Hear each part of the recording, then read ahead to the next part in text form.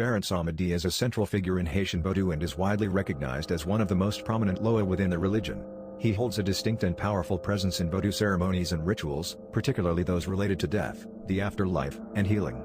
As the head of the Jid family of spirits, Baron Samedi is associated with the realm of the dead.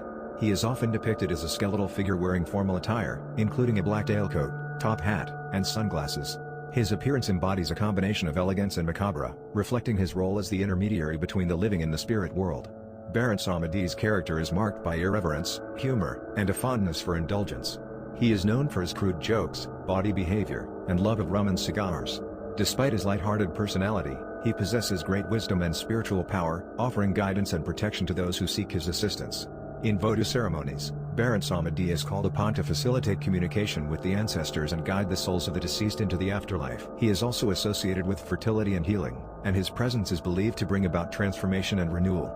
Baron Samedi's significance extends beyond the realm of Vodou. His image and symbolism have permeated popular culture, making appearances in various forms of media, including films, literature, and art. His distinctive appearance and intriguing persona continue to captivate and fascinate both practitioners of Vodou and those with an interest in the occult and spiritual realms. In Haitian folklores, mermen are called simbas. They are water spirits with dominion over moisture, rain, springs, ponds, wells, marshes. They control river currents and running fresh water. They are powerful sorcerer, shapeshifters. Sensual, alluring, and seductive.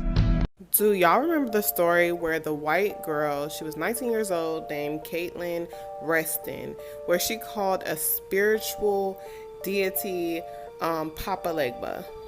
Now, if any of y'all know a little bit about it, even if you watch American Horror Story, you know you wouldn't call on him on your worst day.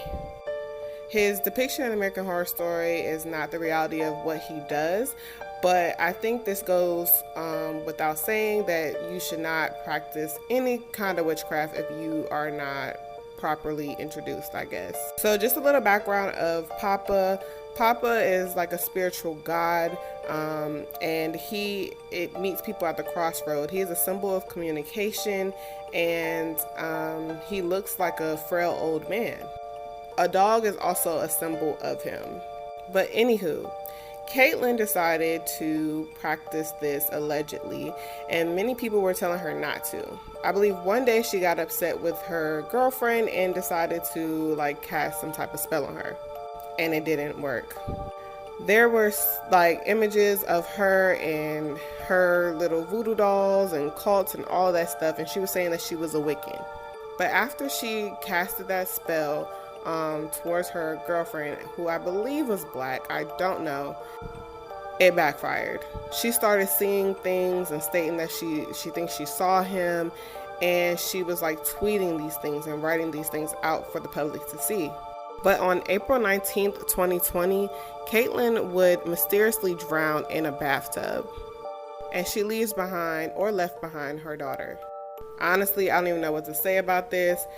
There were many accounts where people who actually practiced what she was trying to do was saying that she probably met someone similar to Papa Legba in image. However, it was a worse spirit or spirit god. See, this is why I'm not playing. No, ma'am. What do y'all think? Let me know what y'all think in the comments below. Everybody knows Anansi. He's one of the greatest tricksters in all of mythology and folklore. Bet you didn't know that Anansi, along with a few other people like Mami Wata, came to the Caribbean and had their own adventures. The story comes from Haiti, and it's called Anansi and the President. So after one too many pranks, the president of Haiti is like, "Look, Anansi, I don't ever want to see your face again." And one day while walking down the street, a bunch of people are saluting the president in line, and then there's someone sticking their butt out at him. The president storms over and finds that it's Anansi, and he goes, "What are you doing?" And Anansi says, "Look, you told me to never show my face to you, so I'm showing you my butt." The president says, "Anansi, I don't ever want to see you again, clothed or naked." The next day, the president's walking down the street, and he sees Anansi, butt naked, but covered in a fishnet. The president loses it and goes, "What are you doing?" And Anansi says, "You didn't want to see me clothed or naked, so this is both." The president says, "If you ever step foot on this soil again, I'm gonna shoot you." Anansi heads over to Jamaica, puts a bunch of dirt in his shoes, and then comes back to Haiti. And the Haitian president's like, "What are you doing here?" And Anansi looks at him and smiles and says, "I'm technically not on Haitian soil." Having been completely embarrassed, the president decides to leave Anansi alone. There's being petty and then being Anansi petty. God, I love that story. Hope you enjoyed the story, everyone. Happy Black History Month, and have a magical day.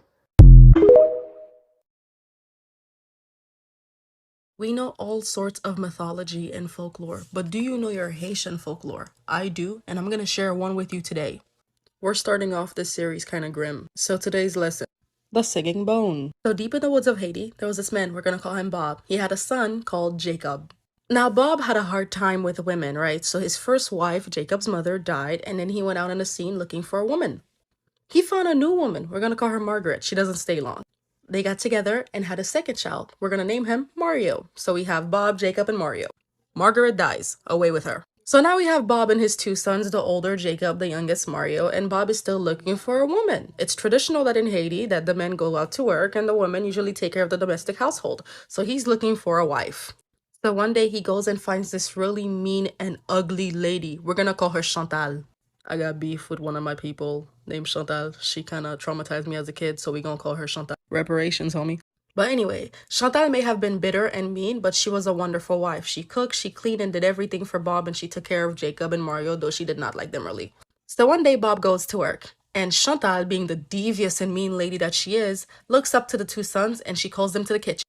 So they come. So Chantal goes, "Hey boys, I need both of you to go out and look for sticks for us to start getting the food ready. Whoever brings me the biggest stick will have an extra piece of meat on their plate, and everybody likes meat."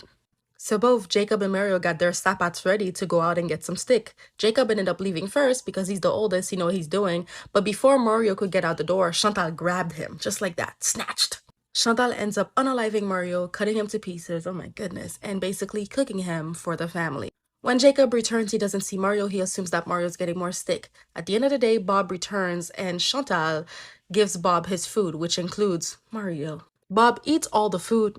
Delicious, right? And then he ends up leaving a bone, just the last piece of bone, a big chunk of bone, and he throws it under a tree. Now, Jacob is like, okay, Mario's missing. We haven't seen Mario, and the whole family's kind of worried. Chantal's worried too. And as Jacob goes out to find Mario, he goes next to this bone, right? The bone that the father left out, and the bone starts singing to him. And the song basically goes, "Oh brother, my brother, please help me. My stepmother cooked me, my father ate me, and now I'm left to rot under this tree."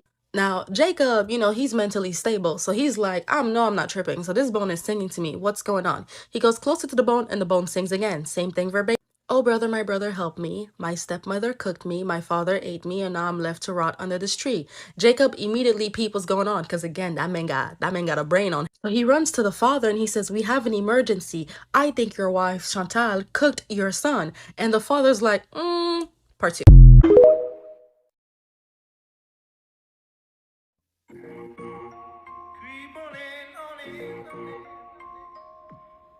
This is something that's definitely not talked about enough, but we're going to talk about it today. Mermaids are absolutely real and absolutely demonic. The book of Genesis says that the sons of God came into the daughters of men and begat giants. This means that fallen angels were having sex with human women, and those women produced what we know as giants or Goliath and different things like that. The book of Enoch, which is actually quoted in the Bible, says that the women that agreed to sleep with the fallen angels ended up becoming sirens. Sirens are what we know as mermaids and also seducing spirits. These spirits dwell in the water and even have a kingdom, which is where we get the concept of Atlantis. It gets super deep. I'm going to have to do a few more videos on this. Regardless, Jesus is the answer in order to be delivered from them. I hope you're ready for another Haitian folklore.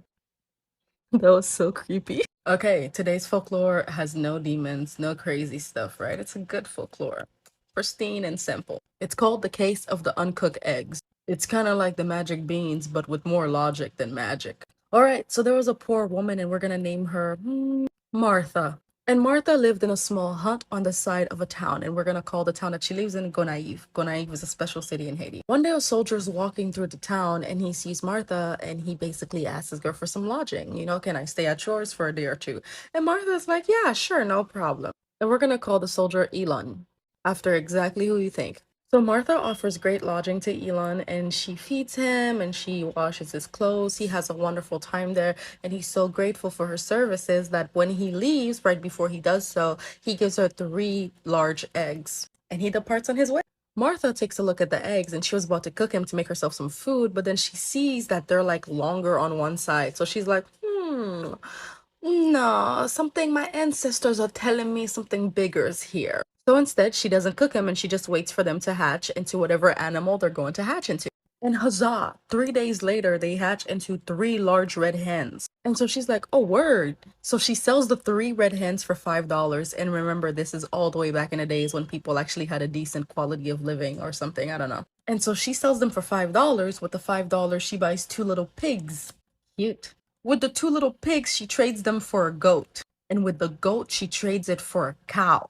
And so the cow grows older and becomes an ox. And so with that cow producing milk, she then begins to sell milk and now she's able to have money for seeds and she begins to farm and she just makes a real good living with herself. She changes her hut into a nice little house. She just has it going on, okay? You gotta listen to your gut. You gotta listen to your gut. So 5 years later, Martha is doing well for herself. And when I say well for herself, she's not crazy like a billionaire. She's just doing enough to take care of herself and her community. So Elon's looking for Martha again. And Elon's like, yeah, that was a nice lady. I enjoyed my time with her. Where is she? Where is she? And then he sees Martha. And Martha's like, oh my goodness. Boy, I'm so happy to see you. Thanks to you, my life has changed. Look at my farm. Look at my little house. Look at my cows. Look at my chicken. After she showed him around, she made him a large meal and he stayed with her for the next 5 days. And during those 5 days, she treated him like royalty, the best of the best. But I named him Elon for a reason. Let's see what happens.